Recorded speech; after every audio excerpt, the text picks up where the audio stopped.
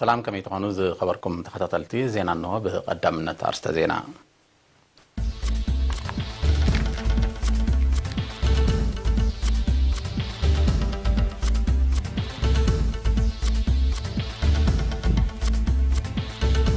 ኤርትራ ኣብ ዋዕላም ካት ምድረ በዳነት ተመኩራ መገራባ ካፊላ ኤርትራውያን ነበርቲ ደቡብ ሱዳን ዝኽሪ ሓደ መስከረም ብልዑል ማዕርግ ጸንቢሎም ኣብ ኑዞባ ባጽዕ ውጽኢት ተመሃሮ ኣብ ሃገራዊ ምርመራታት ዝተባብዕ ምዃኑ ተገሊጹ ኣሜሪካን ሰደድ ነዳዲ ኢራን ዕላማ ዝገበረ ሓድሽ እገዳ ጽኒዓ ኣሜሪካን ቻይናን ተቋሪጹ ዝጸንሐ ንግዳዊ ዝርርብ ዳግም ክጅምሮ ተሰማሚዐን ፕሬዚደንት ቬኔዙዌላ ሰራዊት ሃገሩ ኣብ ዝለዓለ ተጠንቀቕ ክጸንሕ ኣዚዙ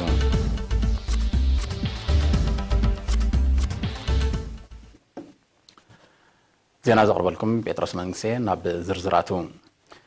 إرترا أب نيو دلهي هندي أب زكان عزلهم مبل 14 وعلى ودحورات هاجرات ممكات مدرب دانة تمكرا أب وفراتات مقرابن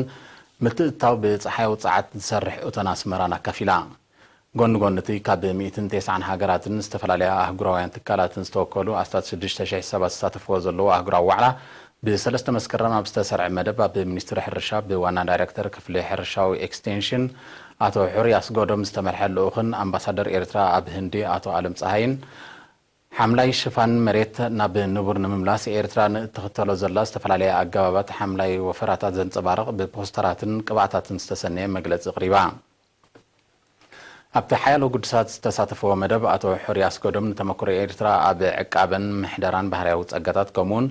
متتاو بصحاو صعات نسرح أتناس مرا أب معقاب أكبابي زنطف سنة بباوة هبتولد مسكنا دما ترى سنة ببا بمقرابن محدرات فتراو صقاتات نزتكورا النقاقا حي مقلص هيبام نستفعل عليها هاجراتن أهجراين ودباتن زوكلو التساتفتين تمكر إيرتران ميلا أقراربون زلو مادنا قد دحر مقلات تزقرب قبعتات أهجراوي محبرسب نمقرابن عقابا أقرابن زل على أقاربو كهو درخي زفتر كوينو كم زرخبو قليتهم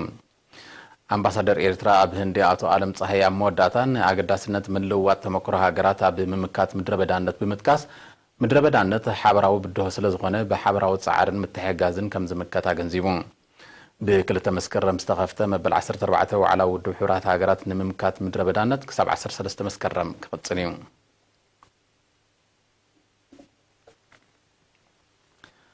إيرتران نبرتي دو السودان زخري حدا مسكرم بلوع المعارك زنبيلهم زرزرو غازتينيا أرسيماس مورما وهيدات الله يسعب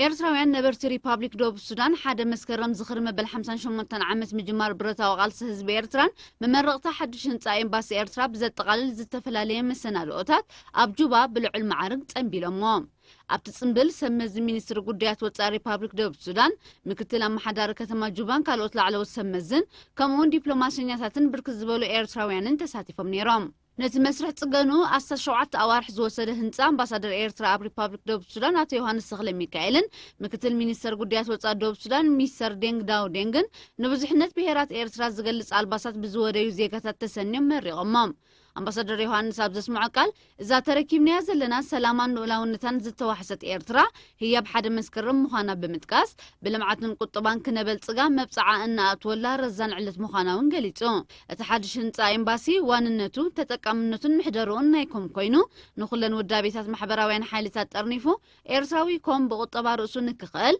هاجراويان ودابيتات نمحيال تمكروتات نموراسن كالإنزا علمن فتات زكايدلو هنصا صنعاتن بدوهن مخانو زحبرا أمباسادر يوهانس أمت صقانو نزل تساتف أكلات ورقة مسكر عديلوم السكازازي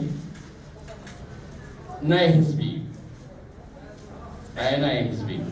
إرتراوي تقمت أي أبدو السودان ناي حزبن دحر كوينو كاب حزبي زتواصئ شماغله محدرا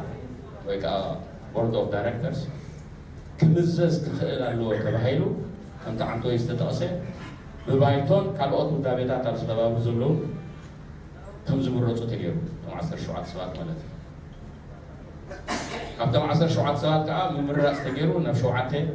وريدو انت انكو قبلو نزي غزازه خما حدرو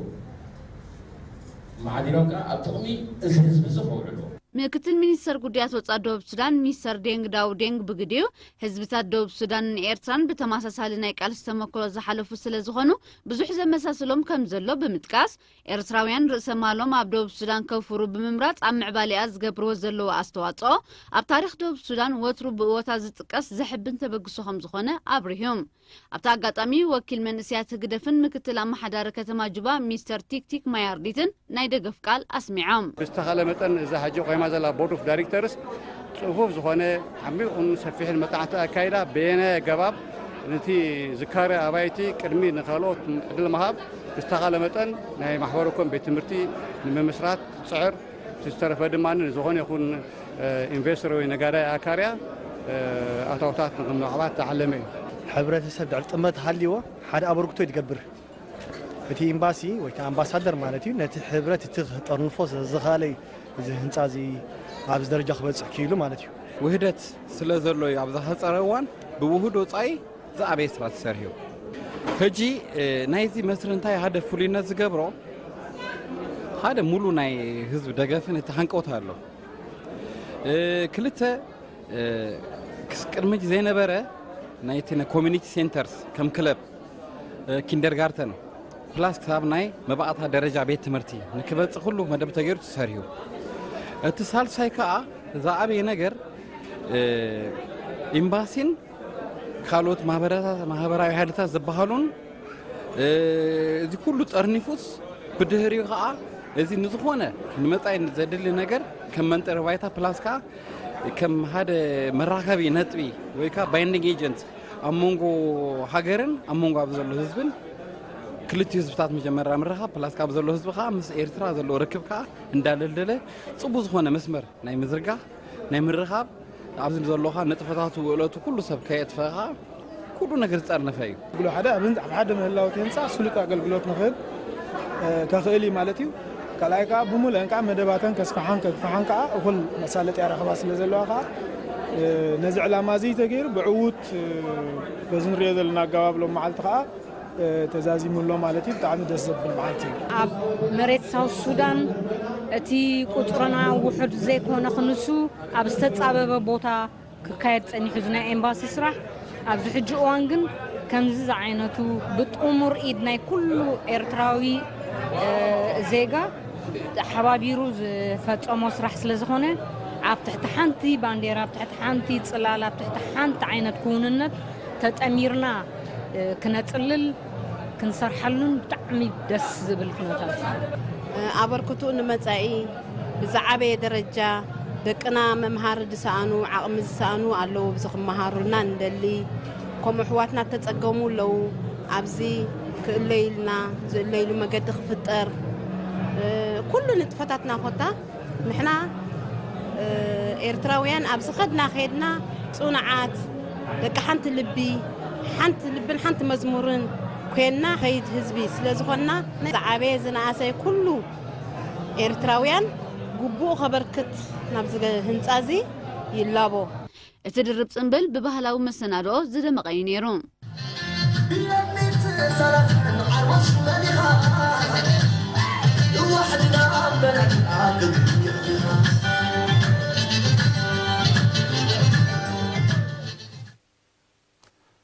ኣብ ንዞባ ባፅዕ ውፅኢት ተምሃሮ ኣብ ሃገራዊ ምርመራታት ዝተባብዕ ምዃኑ ኣብ ዝተኻየደ ገምጋማዊ ኣኼባ ተሓቢሩ ወኪል ኤሪና ኢብራሂም ዑመር ዘዳለዉ ዜና ውፅፀብ ኣሎ ኣዜብ ብርሃነ ከተቕርበ እያ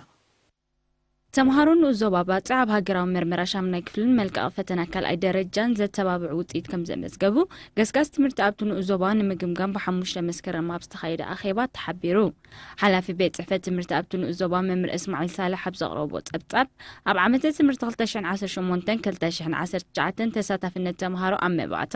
ኣብ ማእከላይን ካልኣይን ደረጃታት ምስ ናይ ቅድሚ ዝነበረ ዓመታት ብምንጽጻር መጠናዊ ዕብየት ከም ዘመዝገበ እዚ ግን ከዛን ከም ዘይግባእ ገሊጹ ውጤት ሃገራዊ ምርመራ ሻምናይ ክፍልን 12 ክፍልን እውን ብመንጽር ናይ ዝሓለፈ ዓመት ዝዕግብ ምዃኑ ኣብቲ ዝድለ ደረጃ ንምብጻሕ ግን ዕቱብ ጻዕሪ ከም ዘድሊ ስለዚ ድማ ስሉሳዊ ርክብ መምህራን ወለድን ተምሃሮን ክዓዝዝ ከም ዝግባእ ኣስሚሩሉ ኣኼበኛታት ኣብ ዝቐረበ ጸብጻብ ድሕሪ ዘካየድዎ ዘጠንቅጥዕን ብቕዓት ተምሃሮ ኣብ ትምህርቲ ንምሕያዝ ዝካየድ ጻዕሪ ውህደትን ቀጻልነትን ክህልዎ ንመምሃራን ዝወሃብ ስልጠናታት በብደረጅኡ ክሕየል ተሳትፎ ወለዲ ኣብ መዳይ ትምህርቲ ንምዕባይ ጽዑቕ ጎስጓስ ክካየድ መደብ ትምህርትን ዓበይቲ ብስሩዕ ዝካየደሉ ባይታ ክፍጠር ዝብሉን ካልኦት ርእቶታት ኣቕሪቦም ሓላፊ ጨንፈር ሚኒስትሪ ትምህርቲ ዞባ ሰሜናዊ ቀይሕ ባሕሪ መምህር ረሽድ መሐመድ ዑስማን በወገኑ ተመዝጊቡ ዘሎ ውጽኢት ኣተባብዓ እኳ እንተኾነ ከዛኒ ስለ ዘይግባእ ናብቲ ዝድለ ሸቶ ንምብጻሕ ብኹሎም ኣካላት ክድፍኣሉ ተማሕጺኑ ኣመሓዳሪ ከተማ ባጹ ኣቶ ሃይለ ኣስፋሃ ድማ ንዕቤት ገስጋስ ትምህርቲ ኣብ ዝሰላሰል ዘሎ ውህድ ጻዕሪ መምሕዳር ከተማ ከም ወትሩ ምድግጋፉ ክቕጽል ምዃኑ ኣረጋጊጹ ኣብ ንዑስ ዞባ ባጽዕ ከመዋዕለ ህጻናት ክሳብ ካልኣይ ደረጃ 17 ኣብያተ ትምህርቲ ከምኡውን 2 ናይ ምሸታዊ 6 ድማ ንቁጥታት ትምህርትን ዓበይቲ ኣለዋ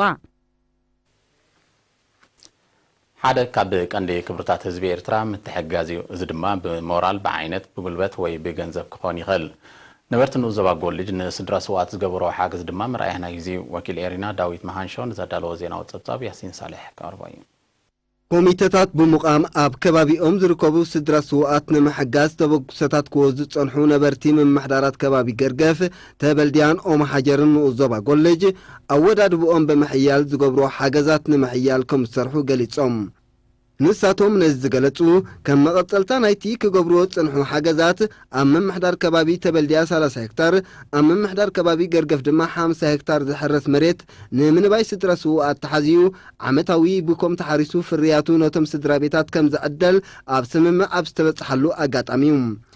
ኣቦ መንበር ኮሚቴ ምሕጋዝ ስድራ ስዋኣት ኣብ ምምሕዳር ከባቢ ተበልድያ ኣቶ ነጋስ መንግስቲ ኣብን ኣመሓዳሪ ምምሕዳር ከባቢ ገርገፍ ኣቶ ኢብራሂም ዑመርን ኣብ ዝሃቦ ሓበሬታ ምሕጋዝ ስድራ ስዋኣት ንመንግስቲ ጥራይ ዝግደፍ ዕማም ስለ ዘይኮነ ህዝቢ ጸጋታት ከባቢን ጉልበትን ብምውሃድ ክገብሮ ንጸንሐ ሓገዛት ነባር ይፍታሕ ብዘረጋግጽ ኣገባባት ከም ዝቕጽልዎ ኣረጋጊጾም ካብ 2006 ዝጀመረ መደብ ናይ ብሕርሻ ምጥዋር መደብ ዝዓዲ ሕጂውን ንሕና ናይቲ መደብቲ ሽማግለ ኮይና 6 ኣባላታ ብዘካብ ዝሓረስናዮ ፍርያት ሽያጡን ጥረ እኽልን ገንዘብን ጥረ እኽልን ገርና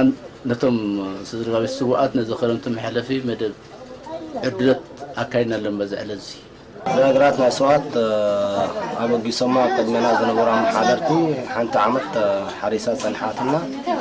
እቶት ከባቢ 66 ዝኸውን እቲ ዓሚ ብሓደ ኩንታል ደቂ ስዋኣት ዓድና ንሳቶም ኣስዒቦም እቲ ኣብ ምምሕዳራት ከባቢ ተበልድያ ገርገፍን ኦም ሓጀርን ተወሲዱ ዘሎ ተበግሶ ብኻልኦት ከባቢታት ክሰዓብ ብምዝኻር ኣብ መጻኢ ስድራ ስዋኣት ኣብ መነባብሮኦም መሰረታዊ ለውጢ ዘምጽእሉ ናይ ምጥያስ መደብ ተታሒዙ ከም ዘሎ ገሊጾም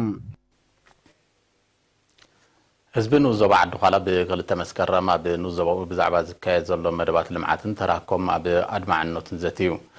ኣብቲ ምስ ነበርቲ ምምሕዳራት ከባቢ ፍቕያ ጨቐንተ ዓዲ መኼዳ ዓዲ ሸረታይን ማይ ናይ ሁግን ዝተኻየደ ርክባት ኣመሓዳርቲ ንዑስ ዞባ ኣቶ ዓንደ መስቀል ኣድሓኖም ኣቐዲምካ ምድላው ክሳብ መወዳእታ ድማ ምክትታል ካብ ቀንዲ ረቋሒታት ርቡሕ ምህርቲ ከም ዝኾነ ብምጥቃስ ሓረስቶት ኣብ ጽቡቕ ደረጃ በፂሑ ዘሎ ዘራእቶም ኣብ ቆፉ ክሳብ ዝኣቱ ካብ ግራውቶም ከይተፈልዩ ክከታተሉ ተዳብዩ ኣሰካፍና ኳነ ዝመጽእ ዘሎ ብርሰት ኣግራብ ብምትሕባር ህዝብን ዝምልከቶም ኣካላትን መግቲኢ ክግበረሉ ይስራሕ ከም ዘሎ ዝጠቐሰ ኣቶ ዓንደ መስቀል ህዝቢ ከባቢኡ ክሕሉ ኣብ ከባቢኡ ዝተዋደደ ትካላት ማሕበራዊ ኣገልግሎት ቀጻልነቱ ናይ ምምሓስ ሓላፍነት ክወስድ ከምኡውን ተሳታፍነት ኣብ ማኣዲ ትምህርቲ ንምዕዛዝ ኣበርክቶ ኩሎም ኣካላት ክዓቢ ኣዘኻኺሩ ነበርቲ ብግዲኦም ብዘይ ሕጊ ኣባይቲ ዝሃንጹ ውልቀ ሰባት ኣራሚ ስጉምቲ ክውሰደሎም ካብ እንስሳ ናብ ሰብ ዝመሓላለፉ ሕማማት ንምክልኻል ብዕቱብ ክስራሕ ጸገማት መጓዓዝያ ድማ ኣቓልቦ ክግበረሉ ተማሕጺኖም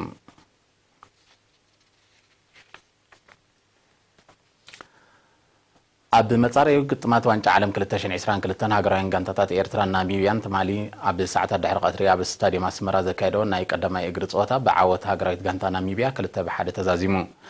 ኣብዚ ግጥም ክልቴና ሃገራውያን ጋንታታት ተመጣጣኒ ዓቕሚ እኳ እንተንጸባረቓ ሃገራዊት ጋንታ ናሚብያ ቀዲማ ብዘእተወተን 2 ሸቶታት እያ ነታ ድሒራ ሓንቲ ሸቶ ዘቕፀረት ሃገራዊት ጋንታ ኤርትራ ክትዕወተላ ኽኢላ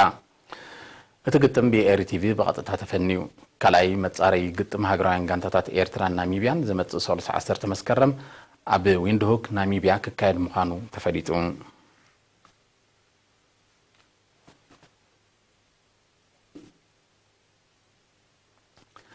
سيف زقرب زيناتات وصايو دقيمنا نمكتالكم بخبر نعدم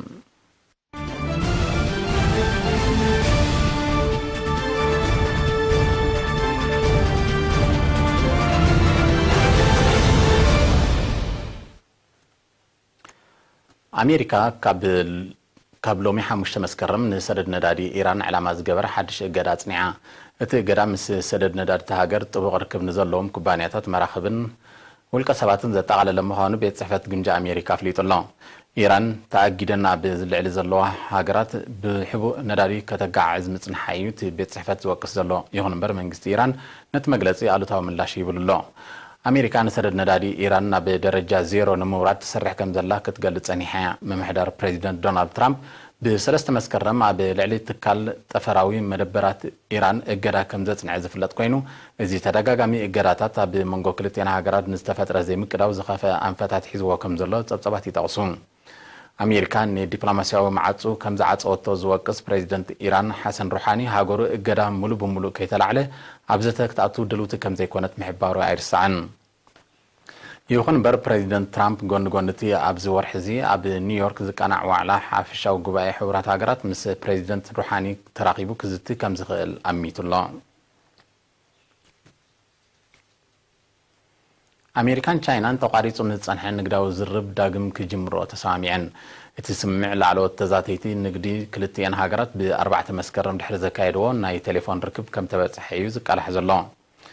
بمسرتنا تليفون ركب تزاتيت النقد أمريكان تشاينا عبد مجمرتا زمت واحد تقمتي عبد أمريكا تراقيبهم كزراربو مقانم تفليت الله زي حدشنا إذا توتن كلتين هاجرات بحدا مسكرم حدا وموسى قرص التاو بموسانن عبد مونغان استغستن نقداو زي مقداو مليسو عاريغو عبد زلو ولي زمدب زلو بزد ما نتتفتير زلو نقداو وطري بخفيل نمهدا وتاو ترا كم زهلو سمزي نقدي كلتين هاجرات زلوم تسفا قليت امهلو أمريكا زي حالف سمون أب أجرقتي عماتات تلفزيوناتن كالئن زتقالل فريات تشاينا ناي 15 ميتاوي توسخ قرض التاو كتوسنن كلا تشاينا ون أب لعلي تمتات أنز ولتو التاو نبرت أمريكا وسخ قرض كم زتنعت أيرسعن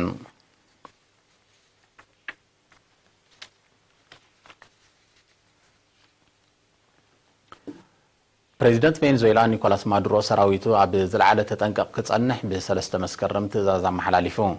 بريزيدنت مادورو نزاز زمحلالفه كاب غربيت هاجر كولومبيا ناي متقعت سغات كم زلو بمحباريو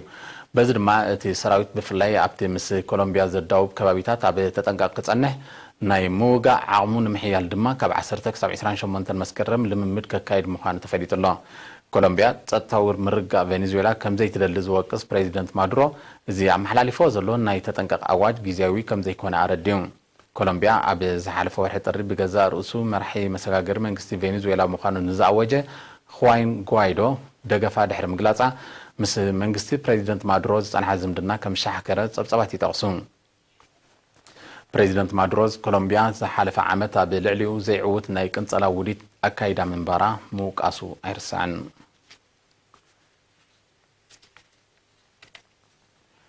بدرجة علم كلاي زعبين زخنة عكاتات ريبابليك كونغو نمعكاب لعلي 6 مليون دولار ناي حاجز مبصعات اتيو اتي كابي اوروبا حبرت بريطانيا فرنسا جرمن هولاند نروين دوب كوريان ستاتو مبصعه نتي عكاتات كاب برست بارعن كالي حدغاتات نمكلخال زوعل مخان تغليصون بريزيدنت كونغو دينيس ساسو نيغيسو ابزي سالس زي بزعبات قداي مس بريزيدنت فرنسا ايمانويل ماكرون اب كتما باريس تراخيبو كم تزراربه تفليتون قابچ عكاتات كونغو زحلف قربا معلتات بفرنسا اب استقانع وعلى مرحتها هاجرات كجل شوعته كم اجندا تلعيلو من بارو يحبر عكاتات كونغو بعبيتو كاب عالم دحري عكاتات امازون اب كلايد ترتاي سرع ابزوان زي اب عكاتات امازون تخشيسو زلو بارع حادقه اغراو شاولت فتيرو كم زلو يفلط اب نيوزيلاند اب وشت اذا حلف شمنتا وارح طراي لعلي حاده شح سبات بحمام نيفيوك بملكافه مع بمنغستن حزب انت هاجر تعناو شاولت فتيروم ሚኒስትር ጥዕና ኒውዚላንድ ተወሳኺ ምልባዕ ንምግታእ ካብ 12 ዋርሕ ክሳብ 50 ዓመት ዝዕድሚኦም ዜጋታት ብቕልጡፍ ክኽተቡ ፀዊዑ ኣሎ ብደረጃ ዓለም ብሕማም ኒፊዮን ናይ ዝተለኽፉ ሰባት ቁፅሪ ኣብ 2019 ብ4 ዕፅፊ ከም ዝዓበየ ውድብ ጥዕና ዓለም ኣብ ዝሓለፈ ቀረባ እዋን ምሕባሩ ኣይርስዓን እቲ ተርእዮ ብፍላይ ኣብተን ነቲ ሕማም ከም ዘጥፍኦ ክገልጻ ዝጸንሓ ምዕቡላት ሃገራት ብብዝሒ ይኽሰት ከም ዘሎ ዝሕብሩ ክኢላታት ጥዕና ኣብ ክታበት ዘለወን ደረጃ ንቕሓት ከበርኻ የተሓሳስቡ